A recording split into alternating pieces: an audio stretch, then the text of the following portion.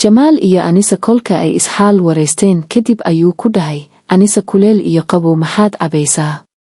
Waxay tiri qabow ayaan cabayaa, ileen gabadh ayaan ahay dhanka qabowga lee u badanahaye. Jamaal haye ayuu yidhi, sharaab ama cabitaan ayuu dalbay, waxyar kadibna waa loo keenay. Anisa ayaa haddana tiri, walaal Jamaal waxaan meesha fadhiyaa dhowr daqiiqo, weliba aan hor fadhiyaa hortaada, waadna hadli ladahaye maxaa jira tolow?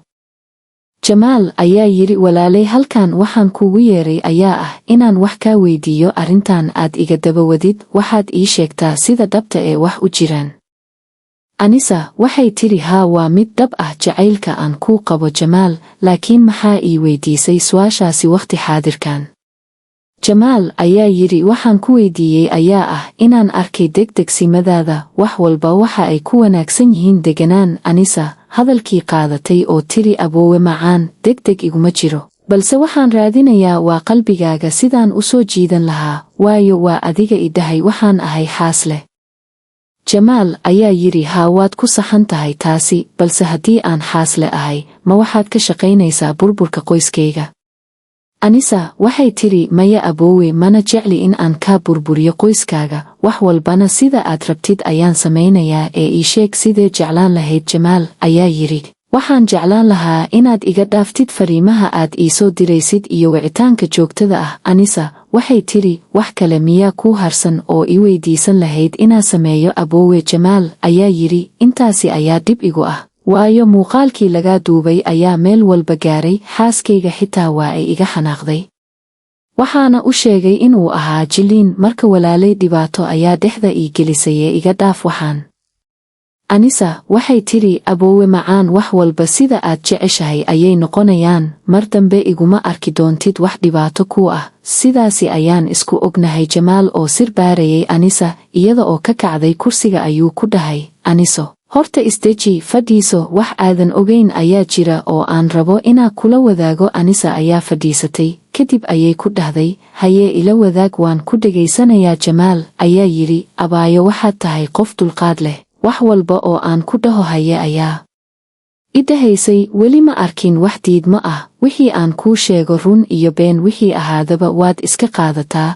Calaa kulli xaal runta haddaan ka hadlo, aniga ma ahi xaasle, weligayga ma guursanin, balse waxaan fiirinayay inta uu gaarsiisan yahay dulqaadkaaga, waana arkay. Qaaliyay iga raali noqo inta aan ku dhahay ee ah hadalta xanafta ku dheehan tahay. Ku soo dhowow nolol qurux badan, qalbiga adigaa weheshaday ee ku soo dhowow ayaan ku leeyahay. Anisa waxay tiri, walaalow kaftankaagi miyaa bilowday mise anigaa u maleeya? Jamaal ayaa yidhi, waa iga dhab, markii aan arkay jacaylkaad ii qabtid iyo dulqaadkaaga ayaan go'aansaday inaan aqbalo jacaylkaaga, qalbigayga ayaana kuugu qoray. Anisa waxay tiri, maanta aad ayaan u faraxsanahay, waayo waxaan helay wehelkii naftayda, kii qoray qalbigayga, ruuxdayduna ay raacday. Jamaal ayaa yidhi, aad iyo aad waa sida aad sheegtay, aniguba waan kula faraxsanahay, qalbiga ka dhowr dhaawac, aniguna waan kaa dhowrayaa insha Allah. Anisa ayaa tiri, insha Allah macaane, runtii daqiiqada ka hor waxaan dareemayay in aadan ii baahnayn oo aan ahay qof xun oo qoys dhisan burburinaya, balse hadda aan ahay qof wanaagsan oo farxadii u dheer tahay, taasina waa sababtaada Jamaal. Jamaal iyo Anisa waxa ay sheekaystaanba waa ay ka tageen maqaayadda oo ay ismaac salaameeyeen, kadibna kala aadeen guryahooda. Halkaasina waxaa ka bilowday xidhiidhka jacayl ee Anisa iyo Jamaal. Jacaylku waxa uu qurux badan yahay markii labada qof ee isjecel ay isku kalsoon yihiin, noloshooduna ay si wada jir ah isla jaanqaadaan wax walba oo ku soo kordha qofba qofka kale. Saacado kadib ahna xilli habeen ayaa Anisa marka ay guriga tagtay ee ay xoogaa joogtay ayay qadka internet ka gashay, kadib wax ay raadisay ciwaanka Jamaal waa ay heshay oo waa uu fadhiyaa qadka. Kadib ayay u qortay fariin, waxa ay u qornayd sidaan, waan ku salaamay jeexaygiyow, waxaan rajaynayaa in aad caafimaad qabtid, hadda ayaan imid guriga. Jamaal oo asxaabtiisa la sheekaysanayay ayaa arkay fariinta ay u soo dirtay Anisa, waa uu akhriyey, kadib ayuu ugu jawaabay sidaan, waan kaa qaaday sharafey, maasha Allah waan fiicanahay, waan la socday wararka aad tabinaysay, runtii si wanaagsan ayaad u tabisay. Anisa ayaa tiri mahadsanid aboowe macaan, habeenadii hore caawa waa ay iga duwan yahay, waayo waxaan helay wehelkii noloshayda, waxaana rajaynayaa inaad noqotid calafkayga. Jamaal ayaa yidhi insha Allah calaf waanu noqon doonaa. Noloshu waxa ay dhadhan leedahay markii aad haysatid ruux ku jecel adiguna aad jeceshahay.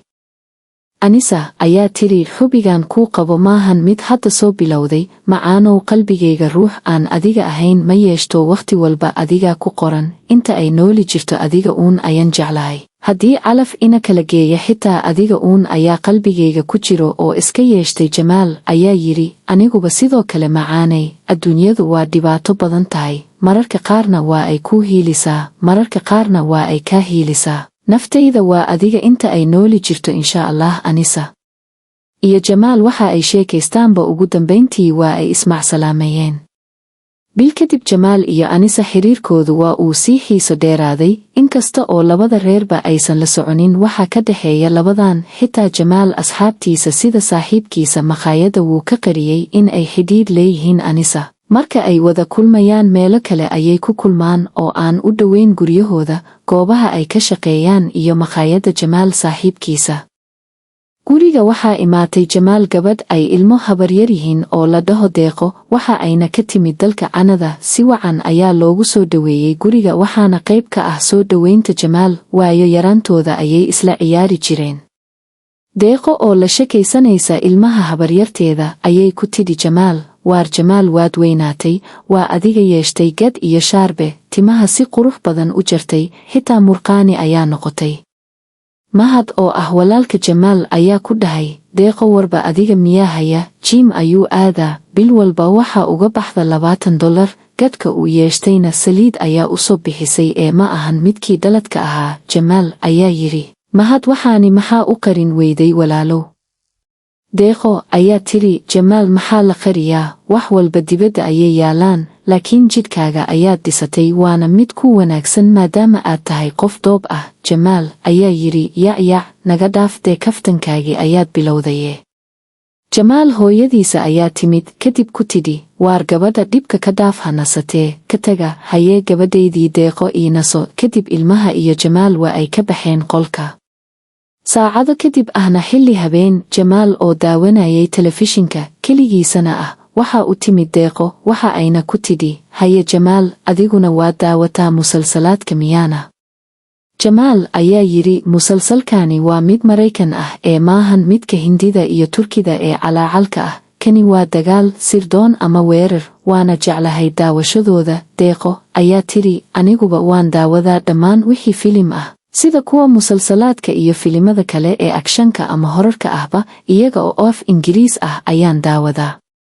Jamaal ayaa yidhi haa, isku mid ayaanba halkaasi ka nahay oo af Ingiriis iyo af Soomaali intuba waan ku daawadaa, laakiin goormee bilowday daawashada filimaanta aan ahayn musalsalaadka? Waayo waxaan ogay adiga oo yar in aad xiisayn jirtay kuwa drama ah ee musalsalaadka. Deeqo ayaa tiri haddii aad ku noshahay dalalka shisheeye waad u baahnaanaysaa daawashada filimaanta, waayo wakhtiyada qaar wax aad qabatid marka aad weysid ayaad isku mashquulinaysaa. Jamaal ayaa yidhi waan ku fahmay.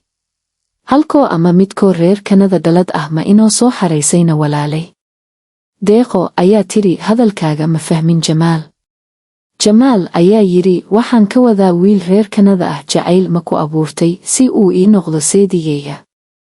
Deeqo ayaa tiri waxaasi jaanis maba siiyo, reer Kanada kuwa ah inaa wax isla baranay waa ay jiraan, balse wax ku saabsan xidhiidh maba isla soo qaadin, waayo wakhtiba maba siiyo kuwaasi. Jamaal ayaa yidhi hadda jaamacadda waad dhammaysay, maxaa kuu qorshaysan in aad samaysid? Deeqo ayaa tiri qorshayaal badan ayaan ku haminayaa in aan sameeyo, balse weli jadwal uma samaynin si aan bilaabo. Jamaal teleefoonkiisa ayaa ku soo dhacday fariin, taasi oo uga timid Anisa. Waxa ay u qornayd waan ku salaamay macaane, hadda ayaan ka imid shaqada, waxaana rajaynayaa in aad caafimaad qabto, sidoo kale aad si fiican u soo dhoweysay inanta habaryartaada dhashay. Kolka uu akhristay fariinta kadib ayuu Deeqo ku dhahay haye qolka iska gelayaa, inoo mar kale qofaan la hadlayaa. Kadib wuu baxay. Deeqo oo dareentay in uu Jamaal leeyahay xidhiidh kale ayaa isku tidhi Jamaal waa isaga ila hadlaayay, kolka ay u soo dhacday fariinta durbadiiba wuu isbedelay, si degdeg ahna qolkiisa ayuu galay. Tolow xidhiidh miyuu leeyahay, mise ma lahan oo asxaabtiisa kala waaye?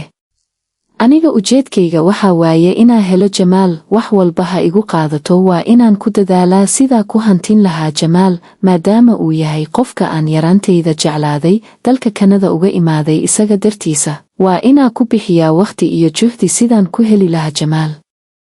Jamaal marka uu qolka galay ayuu u qoray fariin Anisa, waxa ayna u qornayd sidaan: waan kaa qaaday qaali, haa si fiican u soo dhaweynay inanta habaryartayda, adiguna waan kuu xiisay oo maantay wax badan islama hadal labadeenna. Anisa ayaa tiri, haa macaane, annaga wakhti walba isheli karnaa, dhib ma dareemayo haddii hal maalin aad iga mashquushid, waayo qoftan ayuu yeelan karaa, adiguna waxaad tahay naftayda. Naftayduna waxa ay jeceshahay oo ay samaynayso waa ay garanaysaa. Jamaal ayaa yidhi, haa macaanto, xubigeenna ayaa wax walba ka muhiimsan, haddii aan isla jirno wax caqabad ah ma arki doono, allena nama tuso xabiibti.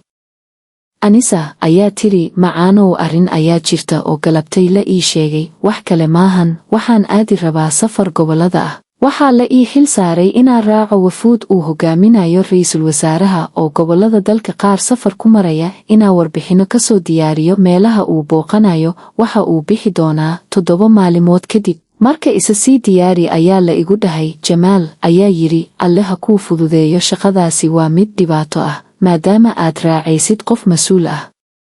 Waxaana rajaynayaa safarkaasi inuu kuu noqon doono mid wanaagsan, adiguna aad ku soo magaalo baratid. Anisa ayaa tiri, aamiin aamiin aboowe macaan, aniga gobollo qaar waanba tegay, wax igu cusub maahan, laakiin madaxda aan la socdo igu cusub. Safarkaasi marka aan baxayo ka hor inaan wakhti isla qaadano oo casho ah ayaan rabi lahaa. Jamaal ayaa tiri, macaanto waa diyaar, aniga adigaa ileh, wakhti walba waad i helaysaa.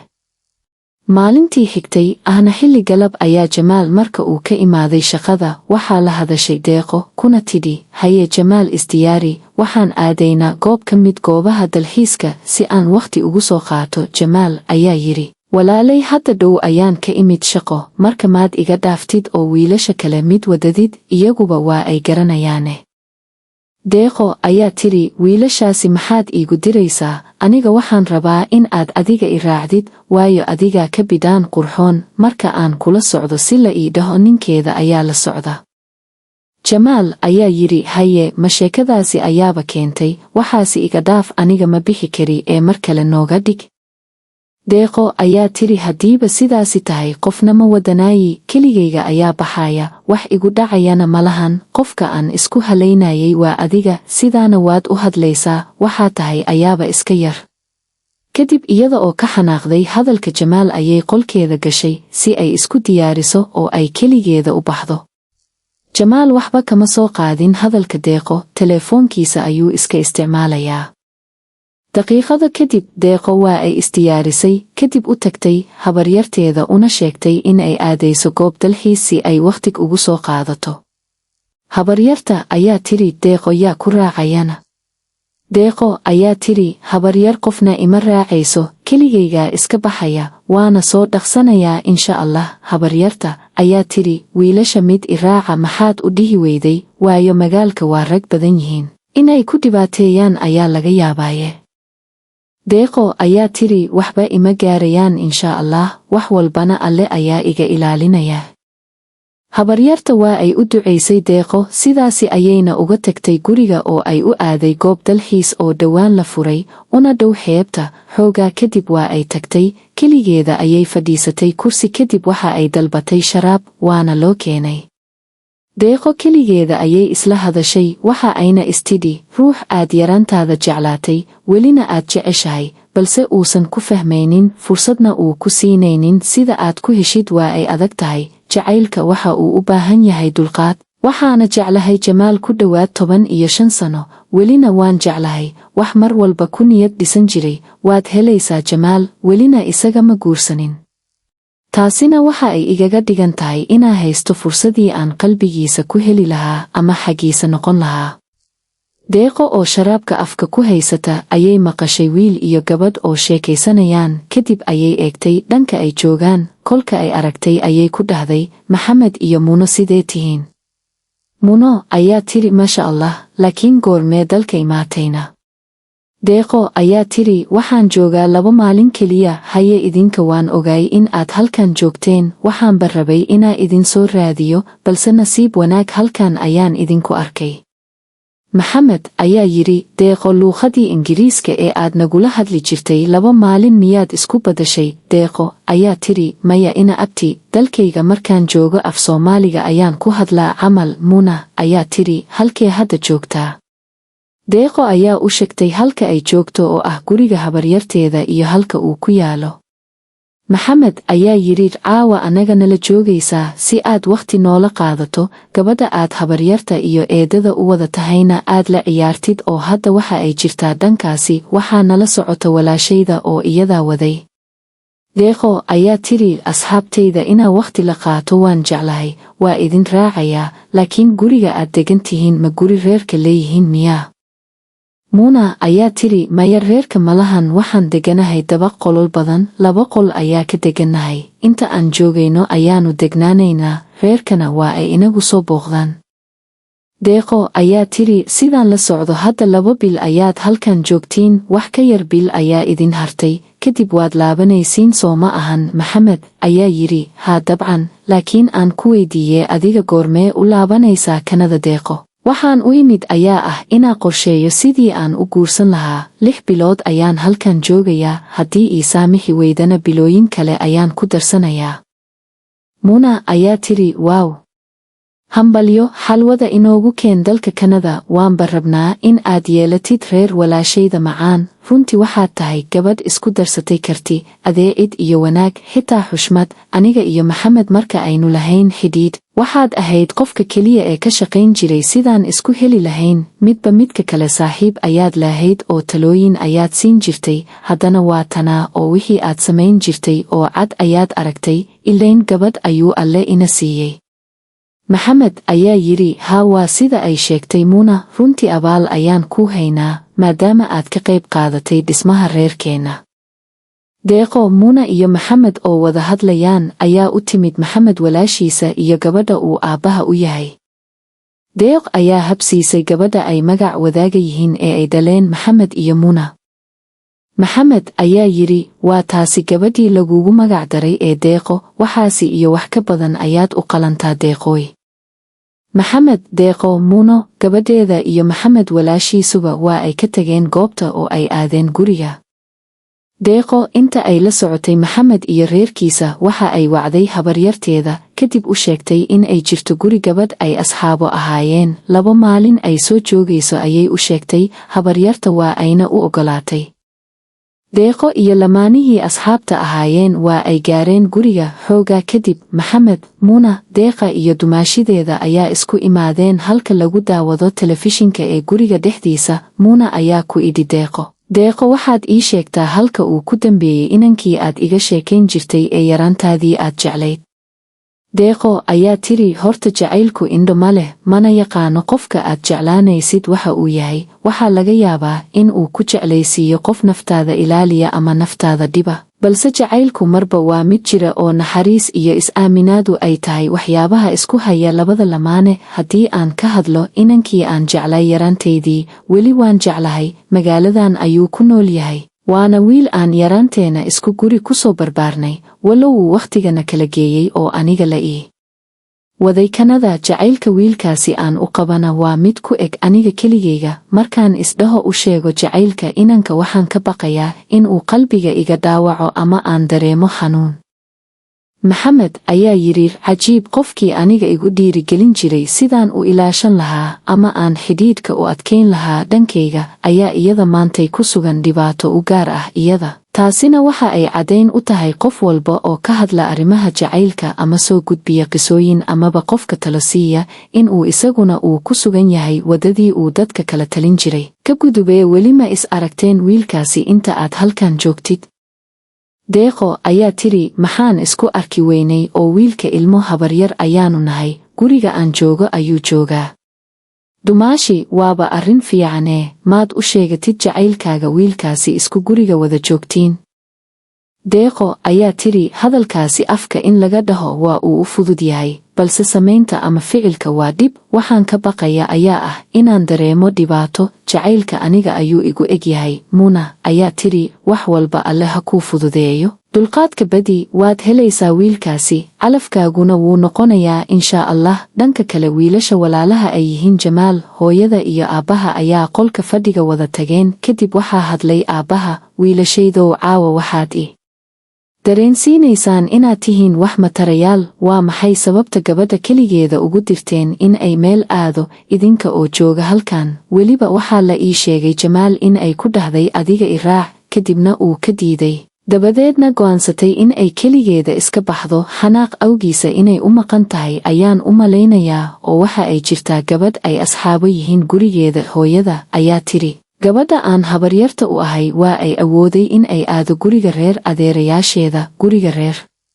awoowayaasheeda, guriga abtiyaashiina ama guriga habaryaashiina, balse waxa ay dooratay gurigan, kaasi oo ah gurigii ay ku soo barbaartay carruurnimadeedii, ayna jeceshahay in ay joogto. Balse caawa garbaheeda ayaad banayseen. Sidaana ma idinka filaynin. Waxaa iiga sii daran Jamaal oo ay ku tidhi i raac oo uu ka diiday. Haddii uu ka diiday xitaa wiilasha mid in uu raaciyo ayay ahayd, xitaa haddii iyada diiday inaa ku qasabtid ayay ahayd. Jamaal waa uu ka qoomameynayaa waxa uu ka diiday deeqo, balse ma uusan hadlin. Waxaana hadlay Mahad oo yidhi hooyo iyo aabe, aniga warba kama haynin. Walaasheenna haddii aan xumaynay annagaa xaal marinayno. Jamaal in uu ka diido maahayn, laakiin wax walba annagaa xalinayna. Aabbihii ayaa yidhi haye wiilashaydow gabadhaasi garbaheeda taagnaada, yaysan dareemin in aysan haysanin wehel. Kadib aabbaha, hooyada iyo wiilasha waa ay ka baxeen qolka, balse waxaa qolka ku haray Jamaal.